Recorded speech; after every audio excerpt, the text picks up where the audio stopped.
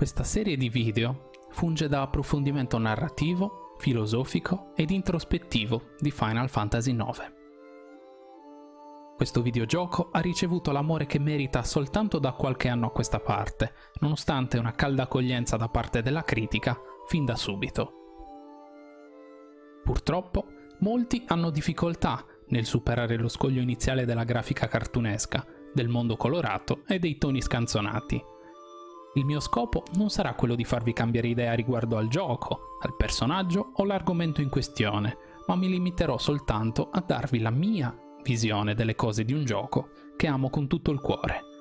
Io sono Steve e oggi parleremo dell'insaziabile Quina Quen. Mettetevi comodi e buon ascolto.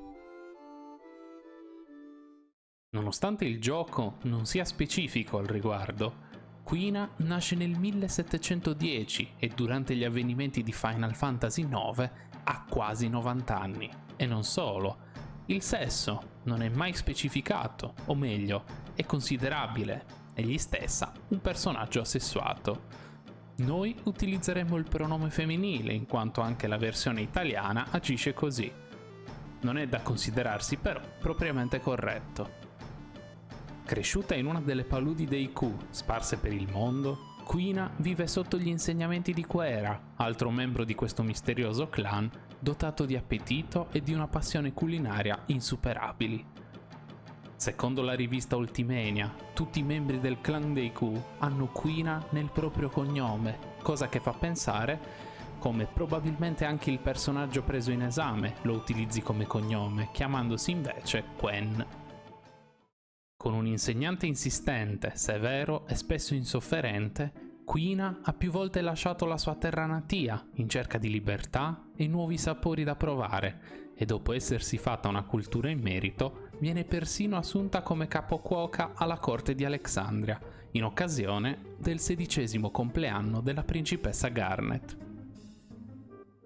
Cucinare per gli altri, però, non la soddisfa sufficientemente e lascia velocemente l'incarico sempre alla ricerca di nuovi cibi. Se Amaranth rappresenta l'egoismo e l'arroganza, o Eiko la solitudine, Quina si rispecchia perfettamente nell'ingordigia e per quanto sia relegata a banale spalla comica, questo suo peccato è qualcosa che la accomuna alla tremenda regina Bran, di cui parleremo in un video a parte. Lasciato il regno alexandrino, Quina sente parlare di una saga tenutasi all'Imblum, in cui viene misurato il proprio valore in una prova di combattimento. Al vincitore viene offerto un premio a scelta, ed ella non può rifiutare una così ghiotta occasione di vincere qualche lecornia extra. Iscritta sotto il nome di Magnona, o tradotto dall'inglese strana buongustaia, non riesce purtroppo a vincere la competizione e decide di tornare direttamente alla palude, dove può gustarsi delle rane senza dover fare alcuna fatica. Durante le sue peripezie, Jidan si imbatte casualmente in Quina, che lo prende in simpatia nel momento in cui il biondo furfante cattura una rana per poi regalargliela. Questo, però, scatena la violenta reazione di Quera, che accusa il discepolo di eccedere in pigrizia e scarso senso del gusto, in quanto nel mondo sono, a suo dire, presenti cibi e sapori ben superiori a quelli dei malcapitati anfibi. Questo è sufficiente a convincere Quina ad unirsi al gruppo del riluttante Jidan. Il viaggio è lungo e tortuoso, ma di cibo nemmeno l'ombra.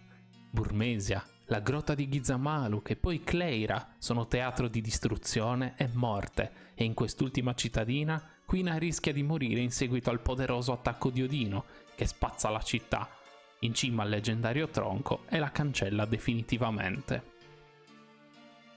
Separata dal resto del gruppo, si fa strada da sola per le vie del continente, fino ad incontrare nuovamente tutti quanti, ancora una volta alla palude dei Q. Il suo contributo è essenziale, seppur casuale, nel trovare la via per Fossil Ru, strada sotterranea che si dice colleghi il continente della nebbia a quello esterno. Degno di nota è il fatto che per tutta la durata del gioco Quina non riesce a mangiare nulla, tanto da arrivare a vedere il riflesso della luna sul canale di Toleno e considerarlo cibo galleggiante sull'acqua. Se questo da un lato fa sorridere, dall'altro chiarisce un aspetto di un evento che la riguarda in prima persona. Nella caverna di Quan, luogo in cui quello che si scopre essere il maestro di Quera, lei ha una celestiale visione di un banchetto di cibo gigantesco che però è appunto illusorio. Così come Quan, ella raggiunge uno stadio successivo, ossia quello di poter mangiare i pensieri. Lo stesso vecchio maestro è morto di fame perché aveva raggiunto questa sorta di conoscenza e da allora non mangiava più, preferendo piuttosto tramandare il suo sapere al piccolo Vivi, che aveva adottato come nipote. Sebbene sia quasi irrilevante a livello di trama, come Amarant anche lei simboleggia qualcosa e la sua evoluzione è similare all'uomo salamandra. Quina è ingorda ed egoista, cucinando per sé e non condividendo le sue conoscenze con Anima Viva. A partire da Mada Insari, dove aiuta a preparare il pranzo della piccola Eiko, passando per le visioni del cibo e gli insegnamenti del vecchio Quan, vediamo nella scena finale il suo ritorno al ruolo di capocuoca ad Alexandria, ma stavolta cucina con fini fortemente altruisti, cercando di preparare i migliori piatti possibili per i suoi amici che le hanno insegnato ad usare più il cuore e meno la pancia. Un'altra caratteristica che passa spesso in secondo piano è che Quina è uno spirito libero e rappresenta la soddisfazione e l'apprezzamento nel godersi i piccoli piaceri della vita.